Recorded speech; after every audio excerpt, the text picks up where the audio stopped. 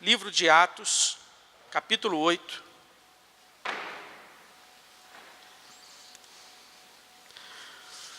Vamos ler dos versos 26 ao 40. Livro de Atos. Temos estudado o livro de Atos aos domingos. Verso 26. Livro de Atos, capítulo 8, versos 26 ao 40. A palavra de Deus diz assim, acompanhe atentamente a leitura. Um anjo do Senhor falou a Filipe, dizendo, dispõe-te e vai para a banda do sul, no caminho que desce de Jerusalém a Gaza. Este se acha deserto. Ele se levantou e foi. Eis que um etíope, eunuco, alto oficial de Candace, rainha dos etíopes, o qual era superintendente de todo o seu tesouro que viera adorar em Jerusalém, estava de volta e, assentado no seu carro, vinha lendo o profeta Isaías. Então disse o Espírito a Filipe, aproxima-te desse carro e acompanha-o.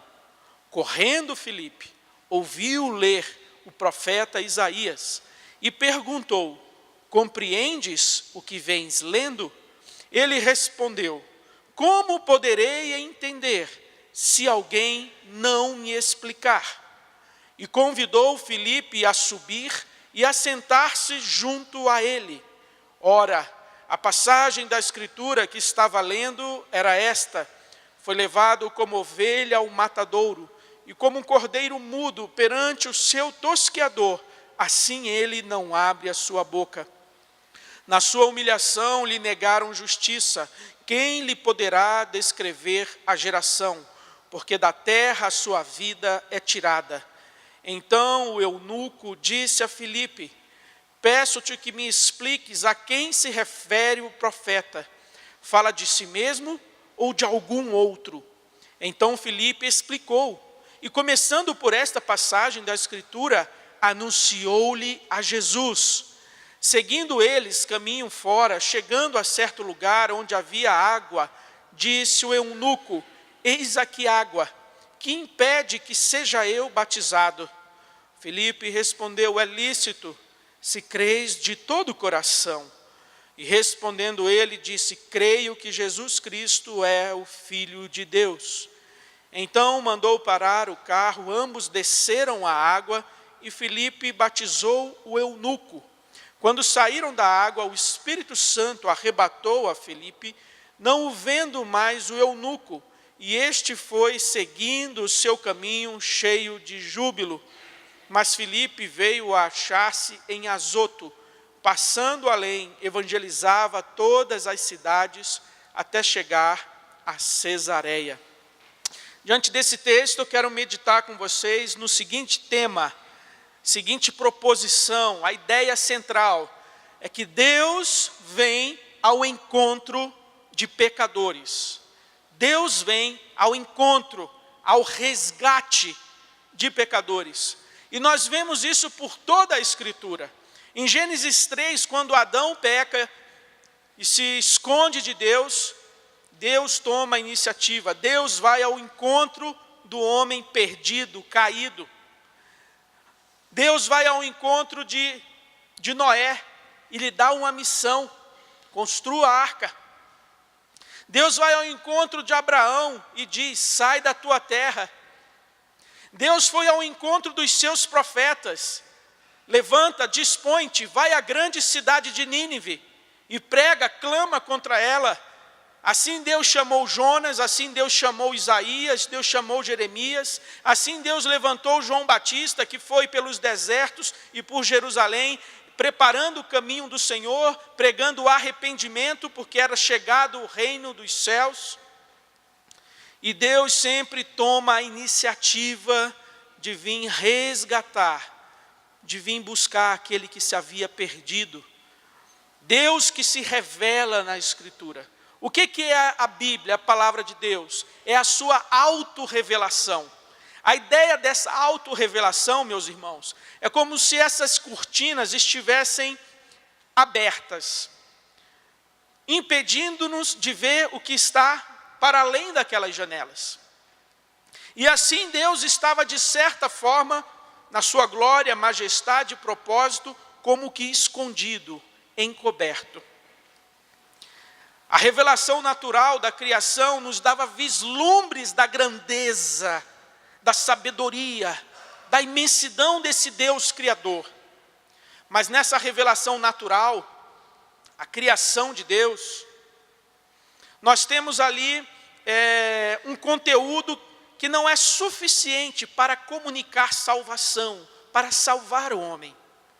É apenas um conteúdo suficiente para condenar, pois o homem vê a glória de Deus e rejeita, vê a grandeza de Deus e foge dela, e adora a criatura no lugar do Criador.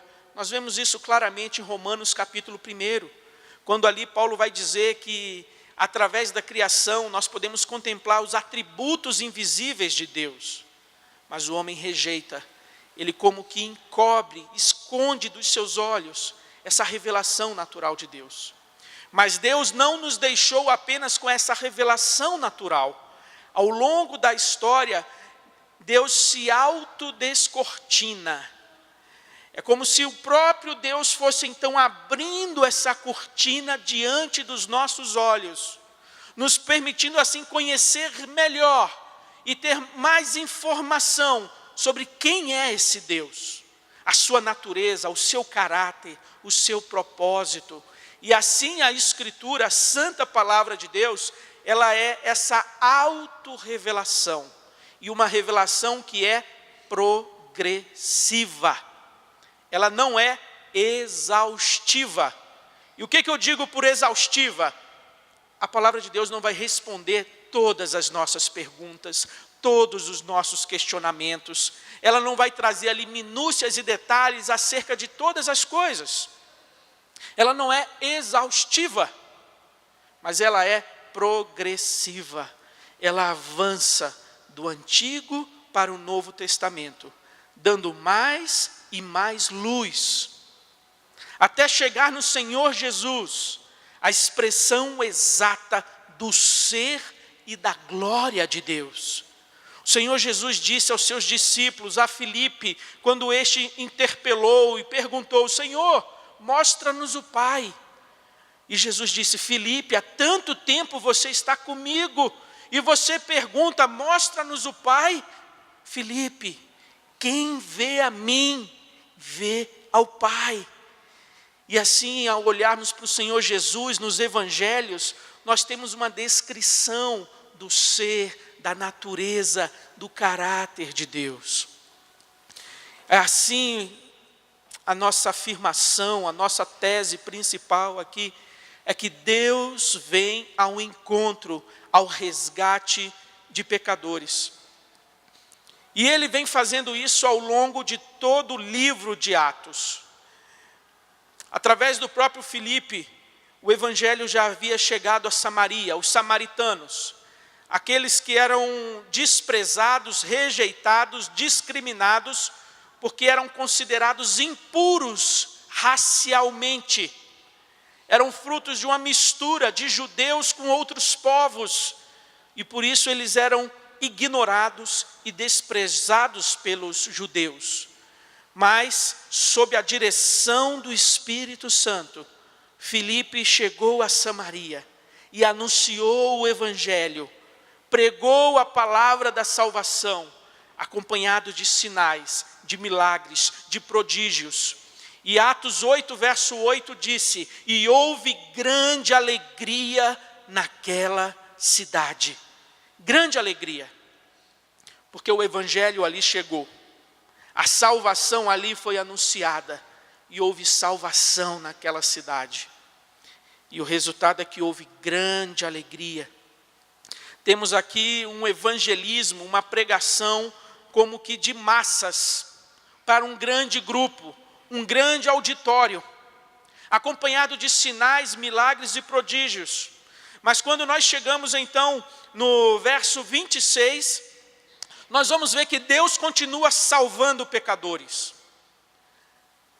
E Deus não se importa e se preocupa apenas com grandes números, com comunidades, com tribos, mas às vezes com uma única pessoa. E sob a direção do Espírito Santo, Filipe agora ele vai ser conduzido a um lugar deserto, a um lugar ermo, para um lugar onde não havia muito movimento e trânsito de pessoas. Uma orientação aparentemente esquisita. Afinal, o Espírito Santo, aos olhos humanos, na nossa avaliação, deveria conduzir o pregador para um lugar onde havia trânsito de pessoas, onde havia muitas pessoas.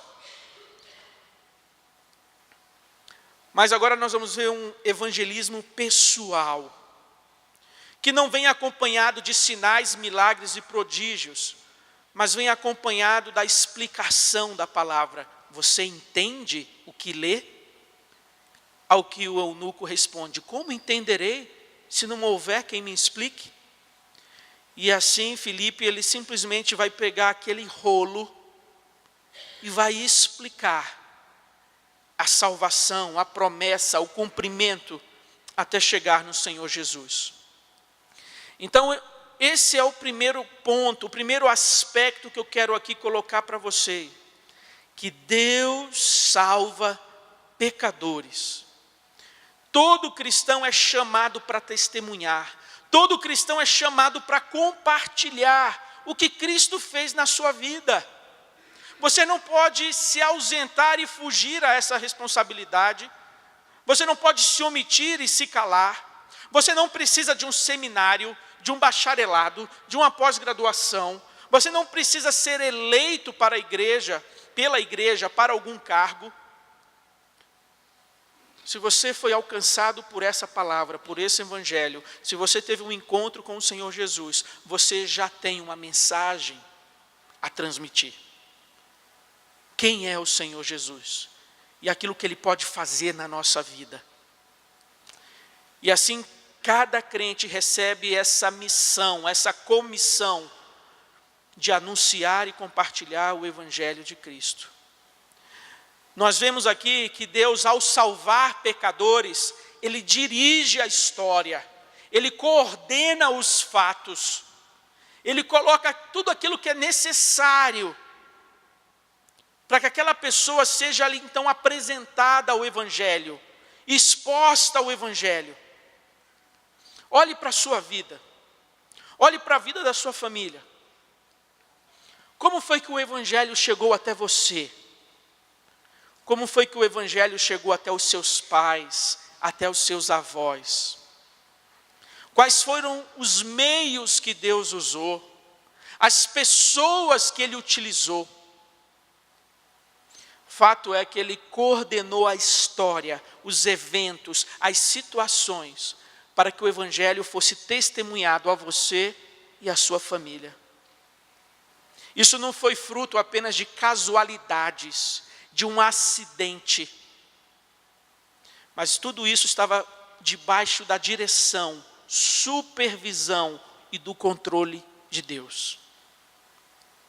Você estava separado por Ele antes da fundação do mundo, e assim Ele fez com que esse evangelho e essa palavra fosse apresentada a você e a sua família. Ele preparou o seu coração, Ele gerou em você interesse, sede, fome. Ele preparou o terreno para essa semente.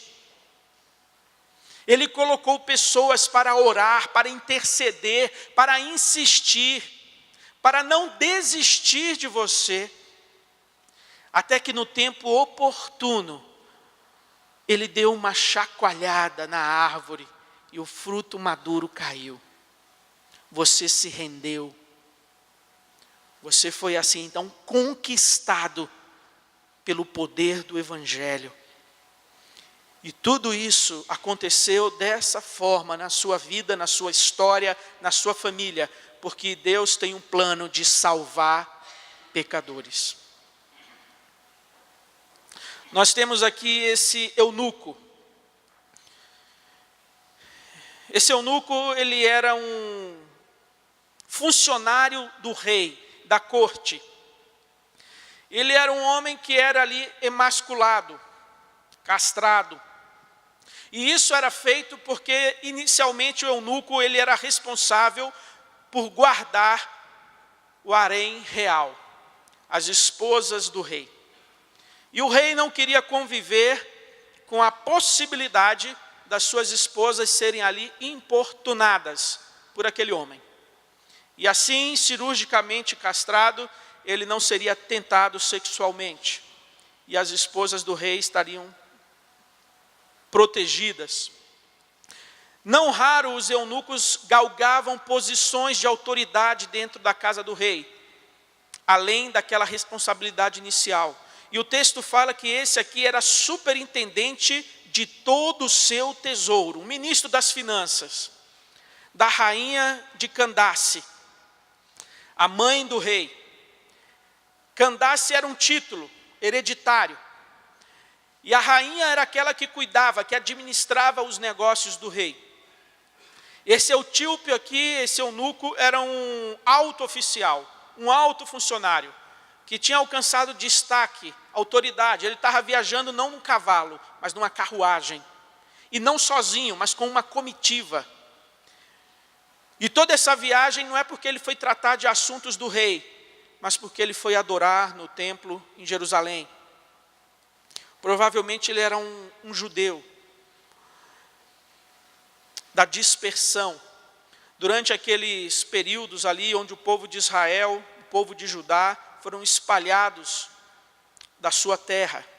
Durante o período que Deus disciplinou o seu povo. E aquele homem, ao voltar para sua casa, ao voltar para a Etiópia, ficava ali ao sul do Egito, perto das terras de Jetro, sogro de Moisés. Ao voltar para ali, lendo o rolo de Isaías, Deus então preparou para ele alguém que pudesse explicar, orientar. E esse é o segundo ponto, meus irmãos, que nesse projeto de Deus, nesse plano de Deus de salvar pecadores, o que ele usa para cumprir esse propósito é a sua palavra. Deus usa a sua palavra para salvar pecadores. A palavra de Deus vai nos dizer que a salvação, a fé vem pelo ouvir. E ouvir a palavra de Deus. E este continua sendo o método de Deus. E Deus não precisa da nossa ajuda, de um show pirotécnico, do uso de manipulação de emoções, do uso de promessas de bênçãos, de glórias, de prosperidade. Venha a Cristo, porque Ele vai te dar isso, isso e aquilo, Ele vai te fazer prosperar, Ele vai te levantar a posições de autoridade, poder. Não, nós não precisamos, ao anunciar o Senhor Jesus, fazer esse tipo de promessas, trabalhar e manipular emoções. Nós não precisamos apresentar e oferecer às pessoas um show litúrgico, sofisticado, elaborado, porque nós não vamos conseguir concorrer com o entretenimento que o mundo oferece. Lá tem profissionais. E nós não estamos aqui para concorrer com o show que o mundo pode oferecer.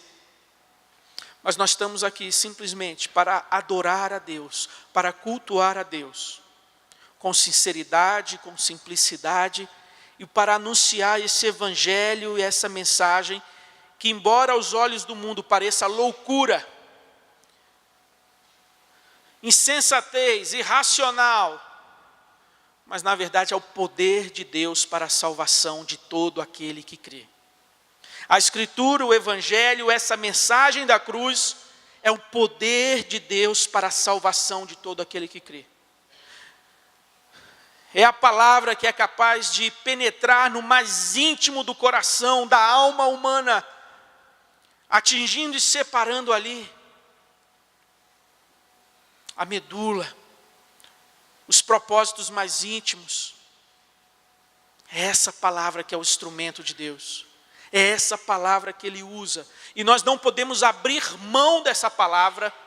Nós não podemos subestimar, diminuir o poder dessa palavra. A nossa reunião, o nosso culto, a nossa pregação, ela tem que estar centrada, alicerçada na simplicidade do Evangelho e da palavra de Deus. É esse o instrumento que Deus usa para salvar pecadores. Foi esse Evangelho que foi anunciado em Samaria, foi esse Evangelho, essa palavra que foi explicada a este eunuco.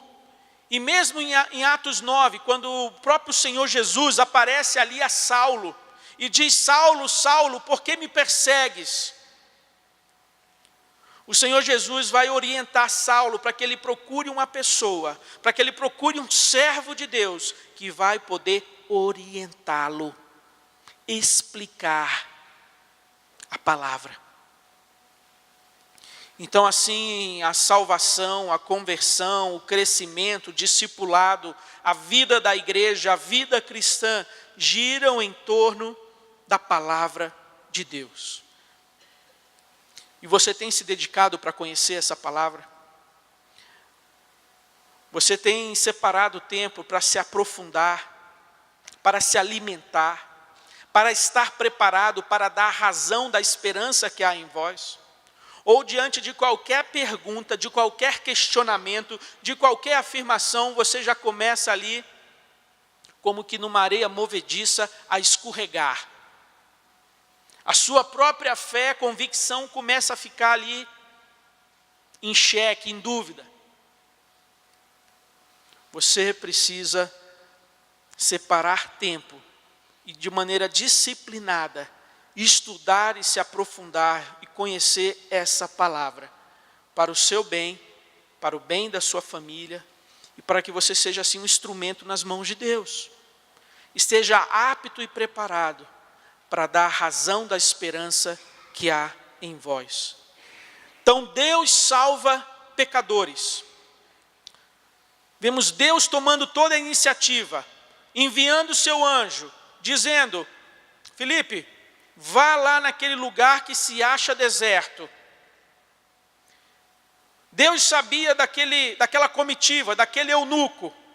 Iriam passar ali naquele dia, naquela hora. E Filipe estava ali para aquele momento, enviado por Deus. E Deus usa a sua palavra como instrumento para confrontar, anunciar a salvação àquele homem. E o que nós vamos ver aqui também é que a mensagem de Deus é poderosa para transpor qualquer barreira. Não importa a barreira, não importa a dificuldade, não importa a dureza do coração, a incredulidade que seja, é essa palavra que é o instrumento poderoso de Deus para transpor, ultrapassar qualquer barreira de qualquer natureza. Esse eunuco tinha embora indo para Jerusalém para adorar ali, de acordo com Deuteronômio 23, ele estava impedido de sequer entrar no templo, porque ele era um homem imperfeito, incompleto. Aquele a quem forem trilhados os testículos ou cortado o membro viril, não entrará na Assembleia do Senhor. Deuteronômio 23, verso 1. Essa era a orientação do Pentateuco. Os gentios até podiam entrar num determinado espaço do templo, o átrio dos gentios, mas aquele que fosse acometido dessa situação estava impedido sequer de adentrar no templo, na congregação, na assembleia. E essa era a realidade daquele eunuco. Ele era considerado um imperfeito, um impuro, um limitado. Alguém que não estava apto a adentrar a presença de um Deus santo, perfeito. Mas a boa notícia, meus irmãos, é que essa palavra, essa revelação, ela é progressiva. A palavra de Deus não terminou ali em Deuteronômio 23. Deus continuou se revelando e anunciando o seu propósito. E quando chega lá em Isaías 53, aquele eunuco certamente continuou sua leitura. Ele estava no capítulo 53. E quando chega no capítulo 53, a gente lê que não fale o estrangeiro, que se houver chegado ao Senhor, dizendo, o Senhor com efeito me separará do seu povo, nem tampouco diga o eunuco, eis que eu sou uma árvore seca. Porque assim diz o Senhor, aos eunucos que guardam os meus sábados, escolhem aquilo que me agrada e abraçam a minha aliança, darei na minha casa e dentro dos meus muros um memorial e um nome melhor do que filhos e filhas, um nome eterno darei a cada um deles que nunca se apagará. Imagine o coração daquele eunuco, diante de todos os impedimentos que ele tinha de poder cultuar a Deus no templo em Jerusalém. E quando ele se depara com essa passagem de Isaías 56, quando Deus diz isso a ele, que aquele que abraçar a aliança, Deus daria a ele um nome melhor, um espaço e um lugar na casa de Deus, um nome que nunca se apagará, que seria recebido, seria acolhido, apesar das suas limitações, imperfeições, apesar de qualquer coisa. Se você escolher aquilo que me agrada, e se você abraçar a minha aliança, você será recebido, você será aceito. E sabe por quê? Porque antes de Isaías 56, temos Isaías 53. Quem creu em nossa pregação? A quem foi revelado o braço do Senhor? Porque foi subindo como renovo perante ele, e como raiz de uma terra seca, não tinha aparência nem formosura. Olhámo-lo, mas nenhuma beleza havia que nos agradasse. Era desprezado, o mais rejeitado entre os homens, homem de dores, e que sabe o que é padecer. E como um de quem os homens escondem o rosto, era desprezado, e dele não fizemos caso. Certamente ele tomou sobre si as nossas enfermidades, as nossas dores levou sobre si. E nós o reputávamos por aflito, ferido de Deus e oprimido. Mas ele foi traspassado pelas nossas transgressões e moído pelas nossas iniquidades. O castigo que nos traz a paz estava sobre ele, e pelas suas pisaduras fomos sarados. Todos nós andávamos desgarrados, como ovelhas, e cada uma se desviava pelo caminho. Mas o Senhor fez cair sobre ele a iniquidade de nós todos. Esse texto soa como um relato de uma testemunha ocular da crucificação, de alguém que esteve em Jerusalém por aqueles dias do julgamento e crucificação de Cristo. Mas na verdade essa é uma profecia dada por Deus 800 anos antes da crucificação. E porque essa profecia se cumpriu, aquele que é santo, aquele que é perfeito, tomou sobre si a nossa imperfeição, o nosso pecado, a nossa culpa, a nossa enfermidade. Nós hoje podemos ser aceitos diante de Deus. Nós hoje podemos ter acesso e comunhão com Deus. Nós podemos ser considerados por Deus justos, santos, porque a nossa injustiça e o nosso pecado foi lançado sobre ele. A semelhança daquele eunuco, nós éramos pessoas que não tínhamos a possibilidade de ter comunhão com Deus, de ser aceitos diante de Deus, por causa da nossa maldade, da nossa dureza, incredulidade de coração. E talvez você se veja assim, ao olhar para a sua vida, ao olhar para a sua vida pregressa, para o seu histórico, as coisas que você já fez, talvez você se considere alguém que não é merecedor, que não é digno para quem não há perdão, para quem a graça de Deus não é suficiente. Mas eu quero te dizer que a graça de Deus é capaz de transpor qualquer barreira. A graça de Deus é capaz de perdoar qualquer pecado. Você precisa apenas se quebrantar diante de Cristo. Você precisa apenas crer nesse evangelho e se render. Parar de resistir, parar de lutar, parar de dar desculpas, parar de dar justificativas. Parar de olhar para o outro, para os erros dos outros. Abandonar essas suas justificativas, desculpas, e se enxergar, se ver, se perceber como alguém necessitado e carente da graça de Deus. Que você não venha pensar, não, quando eu abandonar este pecado, quando eu mudar de vida, quando eu largar o vício, quando eu conseguir vencer isso e isso na minha vida, aí eu vou até Jesus. Não. Porque quem vai te dar poder, quem vai te libertar é o próprio Senhor Jesus. Não é você com a sua força, não é você com a sua disciplina, não é você com a sua determinação, mas é o Espírito Santo de Deus, é o poder do Evangelho que vai te libertar, que vai te purificar, que vai te transformar.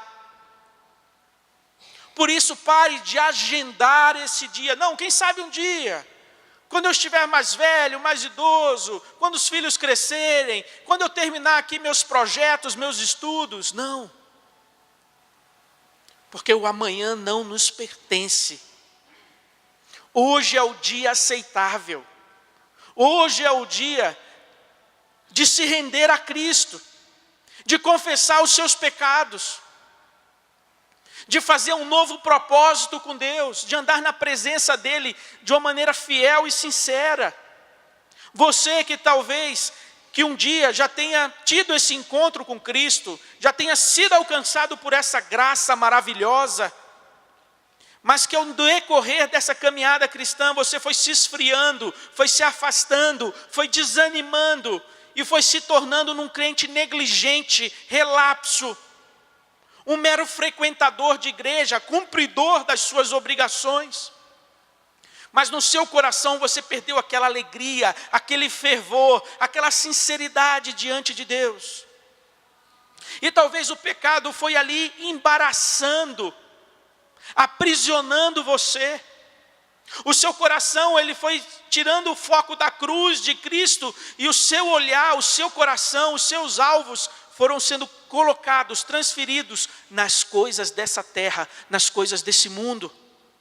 Nos prazeres, nas riquezas, nas facilidades, na honra, no status. Numa vida confortável, financeira, segura. E talvez essas coisas se tornaram um laço que tem aprisionado o seu coração, porque a Bíblia diz, aonde estiver o seu tesouro, ali estará o seu coração.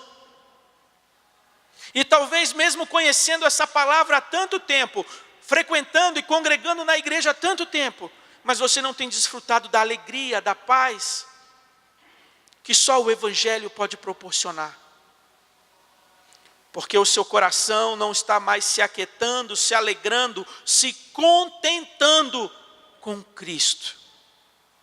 Está como que buscando outras coisas, nas palavras do pregador de Eclesiastes, correndo atrás do vento. E hoje é o dia de, diante de Deus, você pedir perdão a Ele por essa negligência, displicência, por essa frieza, por esse cristianismo apenas de cumprir tabela, formal, tradicionalista, de cumprir a sua tradição religiosa. Não, domingo eu estive lá, bati o ponto, entreguei o envelope, pastor não vai ligar, pastor não vai me fazer visita, está tudo nos conformes. Mas o Senhor pede muito mais de você do que apenas a sua presença religiosa, corpo presente aqui. O Senhor pede apenas o teu coração. Filho meu, dá-me o teu coração. Ele simplesmente deseja e quer que a nossa vida esteja centrada, arraigada, fundamentada nele. Que ele seja a nossa alegria, o nosso deleite, o nosso prazer. Que as coisas desse mundo possam ser usadas como bênção de Deus, como dádivas de Deus para o nosso gozo, a nossa satisfação. Mas que a criação de Deus, as bênçãos de Deus, não venham ocupar o lugar de Deus na nossa vida. Você sabe qual foi o resultado? O resultado da pregação do Evangelho ao eunuco foi que ele creu. O coração dele já estava preparado. O Senhor já estava trabalhando naquela vida. E Filipe foi aquele que teve o privilégio, a alegria de ver esse fruto de arrependimento. O texto fala que o evangelista foi separado do eunuco, mas o evangelho continuou com ele. E o texto vai dizer que o eunuco seguiu o seu caminho cheio de júbilo. Assim como em Samaria, quando o evangelho foi anunciado, houve grande alegria naquela cidade. Assim também na vida do eunuco, que se rendeu a Cristo, que se entregou a Cristo, que abraçou aquele evangelho. O texto diz que não o vendo mais o eunuco, este foi seguindo o seu caminho cheio de júbilo. O que nós vemos aqui, meus irmãos? Que Deus vem ao encontro de pecadores. É Deus quem realiza essa obra de convencer, de salvar, de transformar, de dar fé ao coração. Deus salva pecadores, Deus usa a sua palavra, não podemos abrir mão da palavra de Deus, da simplicidade do evangelho que é poderoso para salvar, que é poderoso para transpor qualquer barreira cultural, étnica, qualquer barreira social, qualquer barreira no sentido de não importa quão grandes sejam os seus pecados, quão horrível seja a sua vida pregressa, o Senhor Jesus é aquele que pode transformar, lavar, purificar, fazer nova todas as coisas. É Ele quem dá fé e prepara o coração, e o resultado disso é que aquele que entende e se entrega, crendo de todo o coração, vai seguir o seu caminho cheio de júbilo, cheio de alegria, porque agora ele tem uma nova vida, porque agora ele encontrou aquele que é a fonte da vida, a fonte de toda alegria. E esse evangelho, esse Jesus, está disponível a cada um de nós. Você, como crente, perdeu a sua alegria? Esse júbilo inicial da vida cristã se perdeu do seu rosto, do seu coração? E o que foi que apagou essa alegria na sua vida? As dificuldades, as lutas, a enfermidade, a perda de um ente querido, o desemprego, a falência, o caos político do país, econômico, a dificuldade no lar, no casamento, com os filhos. Foram essas coisas que roubaram a sua alegria. Você precisa colocar novamente os seus olhos naquele que é o autor e consumador da nossa fé. Aquele que venceu a morte. Aquele que se entregou por nós. Que está assentado à direita de Deus, de onde vem julgar vivos e mortos. Talvez você precise redirecionar o seu GPS, os seus olhos, o seu foco. Talvez esteja muito fixado nessa vida, nessas lutas, nesses problemas, de maneira que esses problemas se agigantaram e o seu Jesus, o seu Deus, se apequenou aos seus olhos. E aí lembre-se do que disse Jeremias: eu quero trazer à memória aquilo que me dá esperança. Diante das lutas, provações, do desânimo, traga à sua mente, traga ao seu coração os feitos poderosos de Deus. Se lembre daquilo que Deus já fez na sua vida, na sua família, os milagres que Ele já operou, a graça, as bênçãos que já foram dadas na sua vida. Se lembre disso, Ele continua o mesmo. Ele não mudou, Ele não tirou férias. Ele continua o mesmo Deus poderoso. O que nós precisamos é voltar os nossos olhos e o nosso coração para a palavra de Deus, para o poder de Deus, para a alegria que vem do trono de Deus. E que nós possamos entender que as coisas desse mundo são passageiras. Tanto as alegrias, a prosperidade, a riqueza, a promoção no emprego, o concurso, a casa nova, o carro novo, a viagem dos sonhos, seja o que for, tudo isso é passageiro, mas uma coisa permanece para sempre: a palavra de Deus, o amor de Deus, o poder de Deus, o plano eterno de Deus para a nossa vida e para a história desse mundo, permanece. E quando nós colocamos essa verdade na nossa mente e no nosso coração, as lutas podem permanecer, os problemas podem permanecer, mas o Espírito Santo de Deus vai nos aquietando, nos consolando, nos acalmando na nossa aflição, nas nossas angústias internas.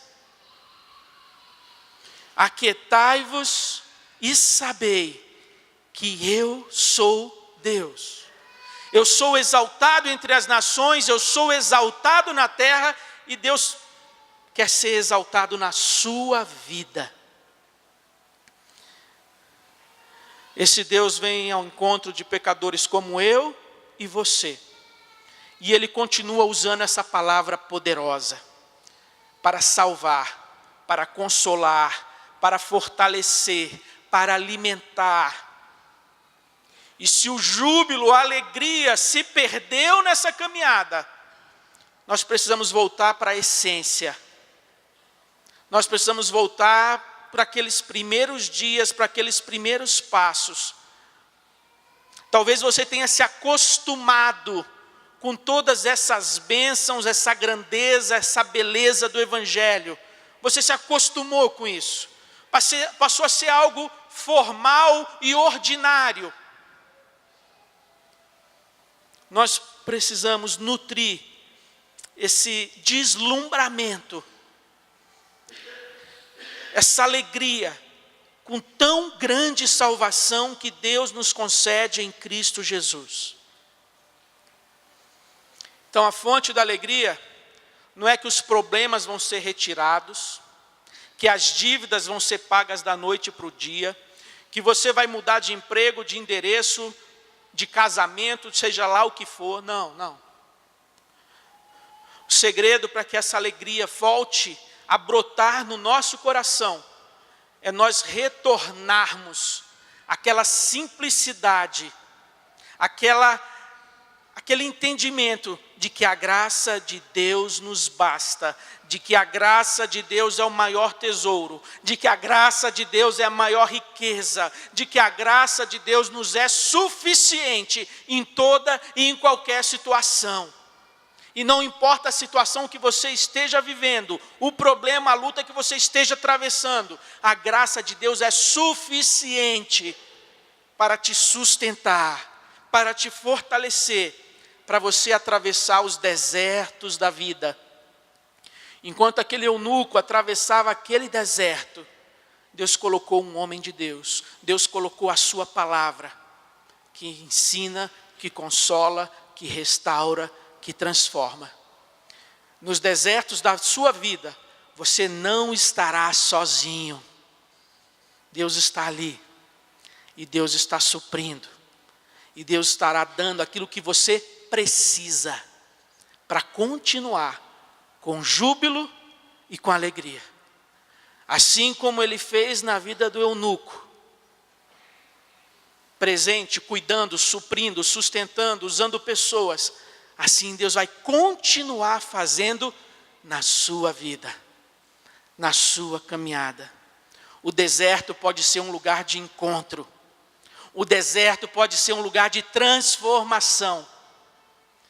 Se houver em nós uma atitude de quebrantamento, de humildade, de nos desprendermos de todas as coisas desse mundo, de todo o embaraço desse mundo. Se desprenda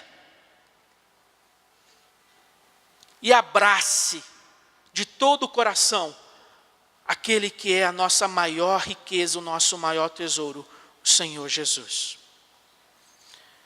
Que você hoje possa renovar seu propósito, seu compromisso. Pedir perdão a Deus naquelas áreas onde você sabe que você tem falhado e sido negligente.